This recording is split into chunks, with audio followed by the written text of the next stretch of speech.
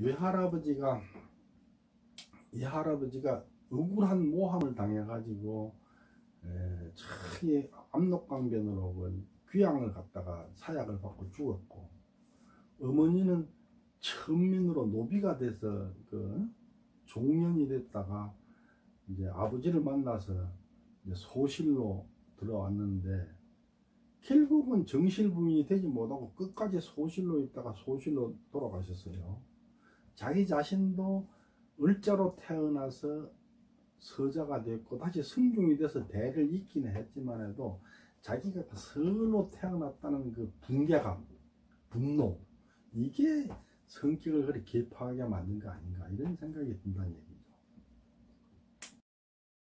일찍이 과거 시험에 합격하여 정대를 할 때 단상 위에 앉은 어떤 고관을 쳐다보니 그 당시에 유명한 세상이었다. 그런데 여윤이 평소 그의 사람됨을 미워한 나머지 일부러 규식을 어겼는데 결국 이로 인해 급제하지 못하였다. 정대라는 것은 이제 과거 급제한 사람들을 마당에다 쭉 이리 세워놓고 높은 사람들이 그 단상에서 이제 올라가서 이제 마주 처음 대하는 행사, 이걸 정대라 그래요. 근데 석계공은 그 학문이 워낙 뛰어난 사람이니까 낙방할 가능성은 전혀 없죠. 아마 점수가 좋았겠죠. 근데 단상에 서 있는 고시관을 딱 쳐다보니까 저 사람 내하고 코드가 안 맞는 사람이야. 저 사람은 뭐 말하자면 이제 뭐 나쁜 짓도 많이 하고 그런 사람이에요. 일부러 규정을 어기고 무례를 범해갖고 불합격을 자기 스스로 불합격을 해버린 거죠. 저는 그 이유가 여기 있다고 봐요.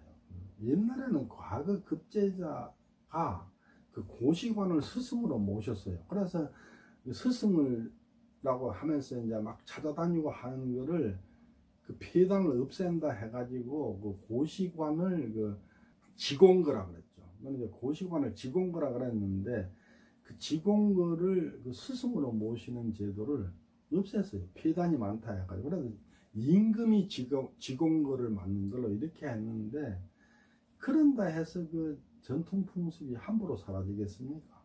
어쨌거나 뭐 지금 직원거 제도는 없어졌지만 그래도 고시관을 스승으로 받는 거는 전통이 있었겠죠. 왜냐, 그 스승으로 또 받들어야 또 자기가 그 줄을 타고 또 출세를 할 수 있으니까.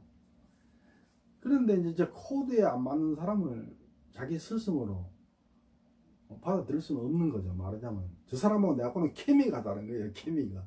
그러니까 이제 케미가 다른 사람을 내가 스승으로 받을 수 없었다 해갖고 이제 자기가 스스로 불합격을 선택해버린 거죠. 그의 지조가 대부분 이와 같았으므로 크게 풍속의 질시를 받았다. 그러나 여윤을 알아보고 일컬은 사람은 모두 이른바 현인군자들이었다. 석계공은 그 태도나 성격 이런 거가 그 사회생활을 하기는 상당히 문제가 있는 사람이에요. 그러니까 뭐 조그만 것도 뭐 함부로 보고 넘어가지 않고 막 이러는 거죠. 학문이 워낙 높기 때문에 성리학자라든지 학문을 탐구하는 사람은 석계공을 굉장히 존경해요. 그런데 그렇지 않는 사람은 저 사람은 성질이 아주 고약한 사람이다, 배척하는 거죠. 우리 정치시 가문에도 그 석계공 쪽하고 이쪽 그 전주에 살았던 그 연총공법 선도 사이에 상당히 서로 사이가 안 좋았던 뭐 이런 하가 있어요. 제가 볼 때는 그게 석계공의 성격 때문이 아닌가, 이런 생각이 들어요. 같은 고을에 사는 처사 이정기가 학문과 행실이 있다는 말을 듣고 찾아가서 배우기를 청하니 이공이 그 뜻을 기특하게 여겨 가르쳐 주었는데 얼마 안 되어 경전과 역사서를 모두 다 통달하였다. 이공이 석계공을 볼 때마다 기쁜 안색으로 웃으며 말하기를, 내가 너를 가르친 것이 아니라 내가 나를 가르친 것이다 라고 하였다. 백과사전에 보면은 석계공의 스승을 이욱이라고 적혀 있는데 잘못된 겁니다. 이정기가 맞아요. 근데 문제는 누군가가 그걸 한번 적어 놓으니까 그 전부 그걸 베껴 쓰다 보니까 백과사전뿐만 아니고 다른 데도 많이 그 석계공 스승이 이욱이다 돼 있는데 그 잘못된 겁니다. 이정기가 맞습니다. 그건 제가 고정을 해봤어요. 광문 신중경이 역하게 깊었고 아울러 산수에 통달하였는데 여인이 역학계 몸을 가르쳐달라고 청하니 신공이 허락하지 않으면서 말하기를 새로 배운 사람은 읽기가 쉽지 않은 책이니 천천히 뒤에 읽도록 하라. 라고 하였다. 하지만 여윤이 물러나와 스스로 역학계 몸과 산법을 취하여 읽어 심오한 데까지 통달하였다.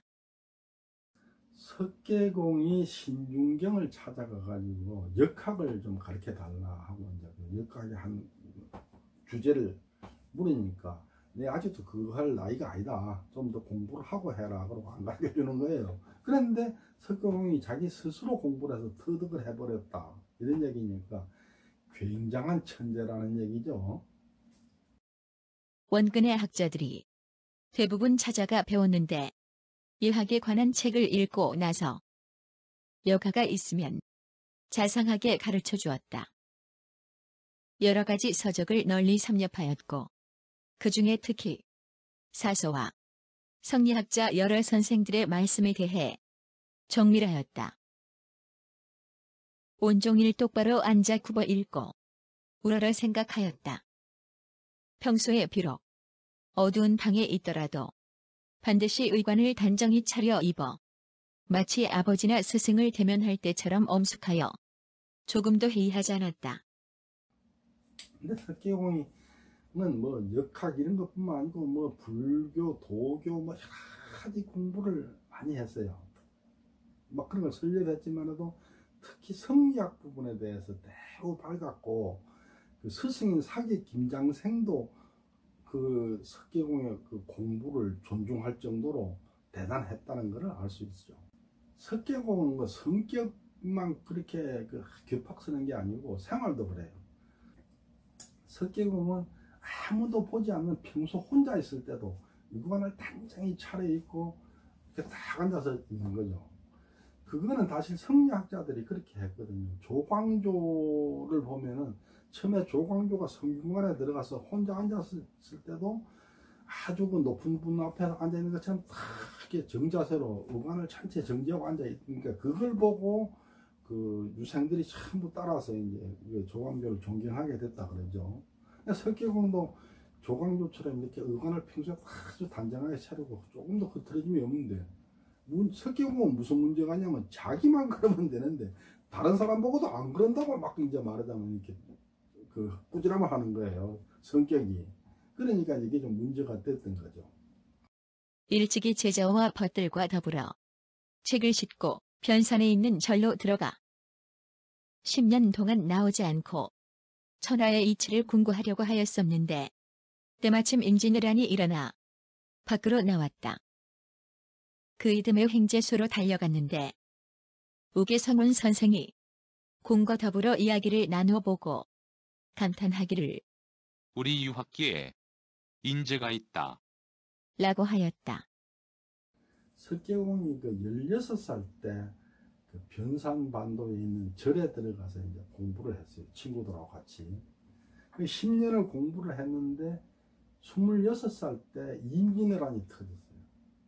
전쟁이 터지니까 이제 절에서 나와가지고 나라를 구하겠다고 이제 선조가 피난 간 행계소, 지금 의주 행계소로 달려가고 이제 선조를 만났다 그러는데 두산백과사전에 보면은 석계공이 의병을 일으켰다 이렇게 이제 적혀 있는데 구체적으로 의병으로서 무슨 활동을 했는지 기록을 찾을 수가 없어요.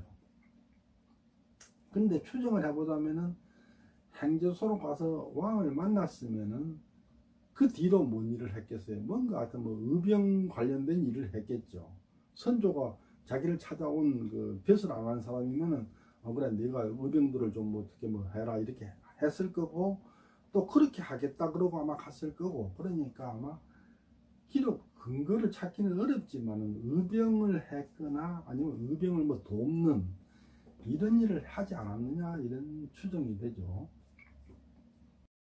그의 학문이 매우 넓었으나 요약한 대로 돌아왔고 음양, 방기, 석가, 노자 등의 글 중에 어느 하나도 그 뜻을 궁고하지 않은 것이 없었으며 입에서 나오는 대로 쭉 읽어내려갔고 더듬거린 적이 없었다. 글을 지을 때 붓을 잡으면 곧바로 완성하였고 글 뜻을 이야기할 때 전대의 전고를 명쾌하게 조목조목 설명하여 그 거침없는 바가 마치 강물을 툭 터놓은 것 같았으므로 들은 사람들이 지칠 줄 모르고 귀담아 들었다. 해평 윤군수 상공이 일찍이 그의 학문을 타진해보고 감탄하며 말하기를 따라갈 수 없다. 라고 하였다. 성리학자들은 음양학이라든지 불교, 도교, 정치는 거 이런 거를 이단이라 해가지고 그런 거를 뭐 말하는 사람 자체를 상대를 하지 않으려고 해요. 그러니까 불교를 얘기하는 사람, 도교 얘기하는 사람 이런 사람은 사람 취급을 안 하려고 하는 게 성리학자들이에요. 그런데 석계공은 그런 방면으로 아주 깊은 지식을 가지면서도 성리학자들의 존경을 받는다는 이게 아주 특이한 거예요. 보통 사람들은 그 성리학자가 불교나 도교나 뭐 음양학 이런 걸 얘기를 하면은 음양오행 이런 얘기를 하면은 인간 취급 안 하려고 드는데 석계공은 그런 방면으로도 견식을 가지고 하면서도 성리학자들의 존경을 받았다. 이건 아주 특이한 케이스다. 이렇게 말할 수 있겠죠.